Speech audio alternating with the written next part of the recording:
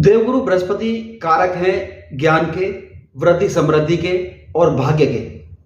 अगर वही वक्री हो जाएं तो निश्चित रूप से हमारे जीवन पर इसका प्रभाव पड़ेगा। देवगुरु बृहस्पति 9 अक्टूबर 2024 को वक्र अवस्था में प्राप्त होंगे और 4 फरवरी 2025 तक ये वक्री ही रहेंगे।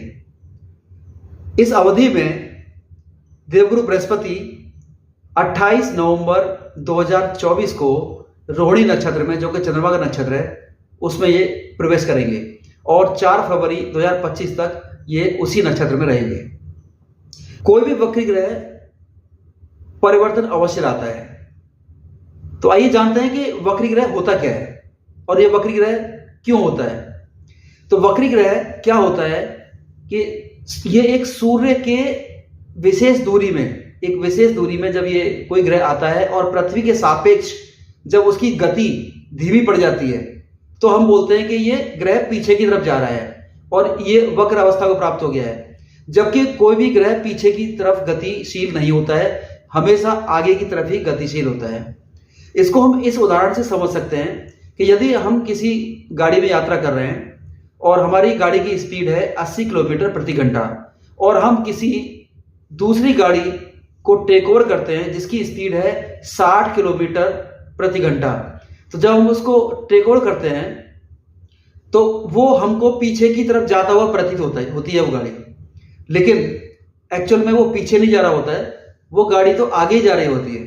वक्री ग्रह क्यों होता है? क्योंकि पूर्व जन्म के प्रारब्ध के कारण जो हमको पूर्व में जो भी हमको एक फल मिलना था, वो फल विगत कुछ समय में जब ग्रह उस स्थिति में था तब वो अपना फल नहीं दे पाया।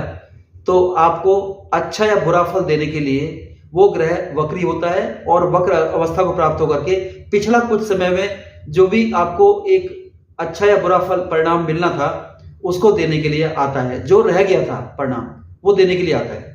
शास्त्रों के अनुसार जब कोई ग्रह वक्री होता है तो उसके अंदर चेष्टा बल कई गुना ज्यादा बढ़ जाता है। माना जाता है कि कम से कम 3 गुना ज्यादा बढ़ जाता है।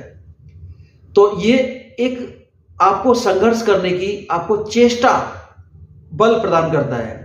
शास्त्रों के अनुसार कोई शुभ ग्रह वक्री होता है तो उसका शुभत्व तो 3 गुना ज्यादा बढ़ जाता है और यदि कोई पाप ग्रह वक्री होता है तो उसका पाप प्रभाव कई गुना ज्यादा, 3 गुना ज्यादा कम से कम बढ़ जाता है। 3 प्रकार के जातकों को जिनकी दशाएं अगर स्थिति इस तरह की है कुंडली में तो उनको सबसे ज्यादा गुरु ग्रह वक्री होने का इफेक्ट पड़ेगा। तो पहला है, यदि आपकी कुंडली में महादशा, अंतदशा और प्रत्यंता दशा गुरु यानी जुपिटर की चल रही है तो आपके ऊपर इसका इफेक्ट पड़ेगा। दूसरा, यदि आपकी कुंडली में गुरु महाराज की दशा, महादशा या अंतदशा नहीं चल रही है तो किसी भी ग्रह की दशा महादशा चल रही है और यदि वो इन 3 नक्षत्र में अगर बैठा हुआ है यानी जो गुरु महाराज के नक्षत्र हैं तो आपके ऊपर इफेक्ट पड़ेगा। वो 3 नक्षत्र हैं विशाखा, पुनर्वसु और पूर्व भाद्रपद। इसके साथ ही साथ आप अपनी कुंडली देखिए, यदि आपकी कुंडली में चंद्रमा इन्हीं 3 नक्षत्र में बैठा हुआ है तो भी आपके ऊपर इसका प्रभाव पड़ेगा। जय माता दी। मैं आचार्य नरेंद्र शर्मा, एस्ट्रो वास्तु, आपका अपने चैनल पर स्वागत करता हूं। आइए जानते हैं विभिन्न राशियों में और लगन में इसका क्या प्रभाव पड़ेगा। हमारा यह विश्लेषण लगन पर आधारित है, लेकिन यदि आपको लगन नहीं पता है तो आप इसे राशि या फिर नाम राशि से भी देख सकते हैं। आगे बढ़ने से पहले आपसे रिक्वेस्ट है कि मेरे चैनल को सब्सक्राइब कीजिए, लाइक कीजिए, शेयर कीजिए और घंटी के बेल आइकन को प्रेस कर दीजिए, जिससे कि मेरी वीडियो कोई भी अपलोड करता हूं तो उसका नोटिफिकेशन आपके पास पहुंच जाए।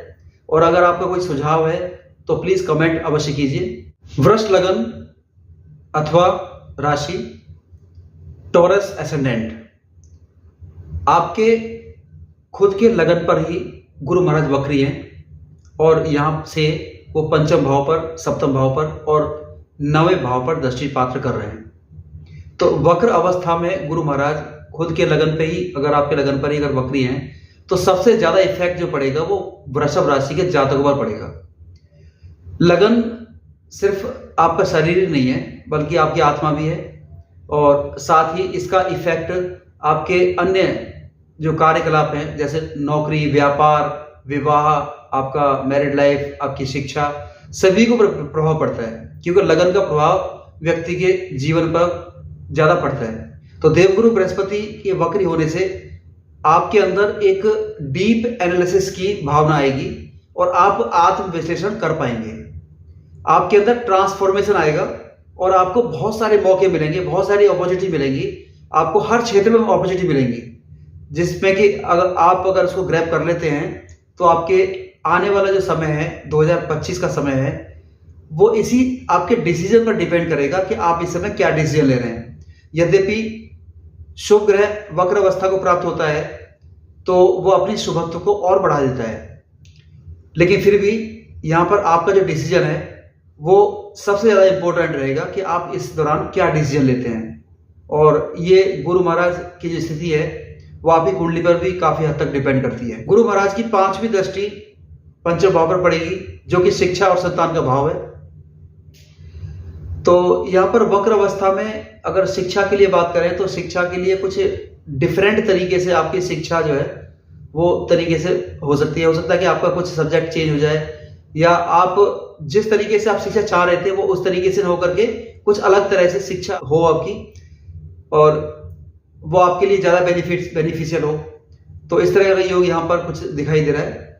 और बात करें पंचभाव संतान का ही भाव होता है, तो जो नॉर्मल जो प्रेगनेंसी के बारे में जो सोच रही हैं महिलाएं, तो उनके लिए तो शायद नहीं, लेकिन जो अब तक कंसीव नहीं कर पा रही थी तो उनके लिए कुछ डिफरेंट यानी कि इन विट्रो फर्टिलिटी या कुछ अलग तरह से कुछ डॉक्टर ट्रीटमेंट के द्वारा कुछ संतान प्राप्ति के योग यहाँ पर कुछ दिखाई दे रहे हैं। गुरु महाराज की वक्र दृष्टि सप्तम भाव पर पड़ेगी और सप्तम भाव पर शनि महाराज की भी दृष्टि पड़ रही है, दसम दृष्टि। तो सप्तम भाव पर आपकी शनि की और बृहस्पति दोनों की दृष्टि पड़ेगी, जो कि व्यापार के लिए बहुत ही शानदार है। जो लोग व्यापार में जुड़े हुए हैं तो उनके लिए तो बहुत ही शानदार समय है। उनका व्यापार कुछ प्रोडक्ट कुछ डिफरेंट टाइप की कुछ उनकी वैरायटी बढ़ सकती है, कुछ डिफरेंट प्रोडक्ट उनकी पोर्टफोलियो में शामिल हो सकते हैं, और विदेश से व्यापार भी उनका बढ़ सकता है, इंपोर्ट एक्सपोर्ट का भी उनका व्यापार बढ़ सकता है। तो यहाँ पर व्यापार की स्थिति तो बहुत शानदार बनी हुई है और धन लाभ के कई स्रोत खुलेंगे आपके व्यापार के द्वारा, और डेली वेजेस में भी जो है बढ़ोतरी होगी आपकी। मैरिड लाइफ का भी हाउस 7th हाउस ही है, तो मैरिड लाइफ के लिए ये बहुत ही समय खराब रहेगा, क्योंकि यहाँ पर वक्र दृष्टि गुरु महाराज की पड़ेगी और साथ में शनि की भी वक्र दृष्टि पड़ेगी। दोनों ग्रह वक्री अवस्था में हैं, तो यहाँ पर ये मैरिड लाइफ के लिए खराब करने का काम करेंगे। तो यहाँ पर आप थोड़ा सा आपको ध्यान देना होगा।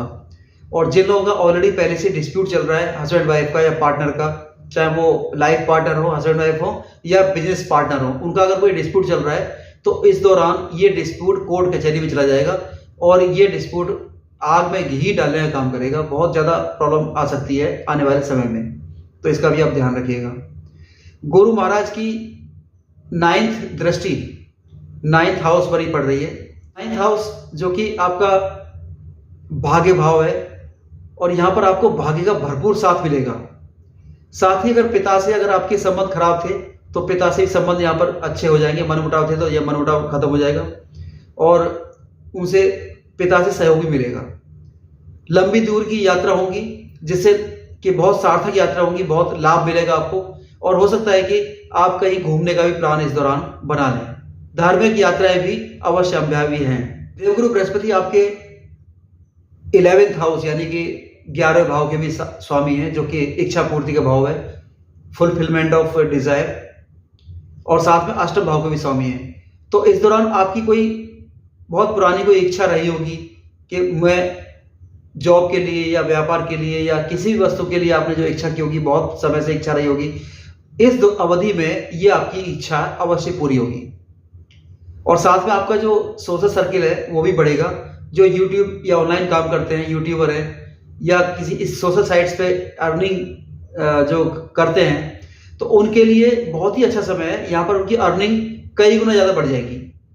और उनके जो फ्रेंड सर्किल है उनके उसमें भी बढ़ोतरी होगी। और जो एनजीओ में काम करते हैं उनके लिए बहुत ही बेस्ट समय है, उनके भी एनजीओ में बढ़ोतरी का ग्रोथ का चांस है। यहाँ पर गुरु महाराज अष्टम भाव के भी स्वामी हैं, तो यहाँ पर आपको कुछ पैतृक संपत्ति में कुछ अगर डिस्प्यूट चल रहा था तो यहाँ पर ये सॉल्व होने का पूरा योग है।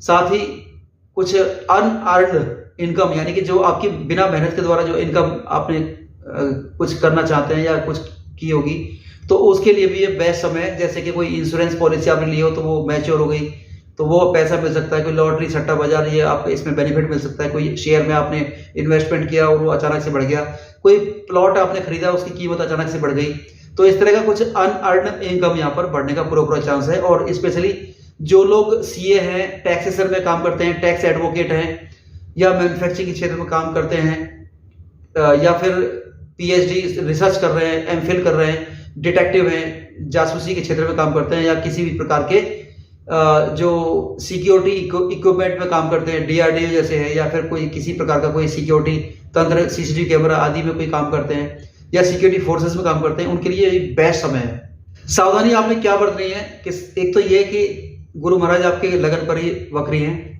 तो आपके अंदर ये ईगो प्रॉब्लम बहुत आ जाएगी, ईगो इश्यू रहेगा, तो ईगो से आपको थोड़ा सा सावधान रहना पड़ेगा आपको। इसके अलावा पंचम भाव पर दृष्टि है, तो शिक्षा में आपको सब्जेक्ट चूज करते समय, स्कूल या कॉलेज या इंस्टीट्यूट चूज करते समय सावधानी आपको रखनी पड़ेगी। और अगर आप किसी क्रिएटिविटी लाइन में जुड़े हुए हैं, क्रिएटिव फील्ड में हैं, या फिर कोई आप सॉल्यूशन मेकिंग कंपनी में या किसी काम में जुड़े हुए हैं जहां पर कि आप सॉल्यूशन प्रोवाइडर के तौर पे काम करते हैं, या फिर आपका कोई लव लाइफ रिलेशनशिप चल रहा है, तो यहाँ पर आपको सावधान रहने की आवश्यकता है, क्योंकि पंचम भाव में केतु भी बैठे हुए हैं, तो इसका भी आपको विशेष ध्यान रखना पड़ेगा। अब बात करते हैं उपाय की। तो सबसे पहला उपाय है कि विष्णु सहस्त्र नाम का पाठ कीजिए। अगर आपके पास समय नहीं है पाठ करने का तो आप अपने मोबाइल में भी इसको डेली सुबह सुन सकते हैं। इसके अलावा बृहस्पतिवार से स्टार्ट कीजिए और हल्दी का टीका माथे पर लगाइए, जीवा पर लगाइए और नाभि पर लगाइए। और तीसरा उपाय आप कीजिए, थर्सडे को आप केले के पेड़ की पूजा कीजिए, देसी घी का दीपक जला करके हल्दी और चने की दाल अर्पण करके उनको केले के पेड़ की जड़ में जल भी चढ़ाइए।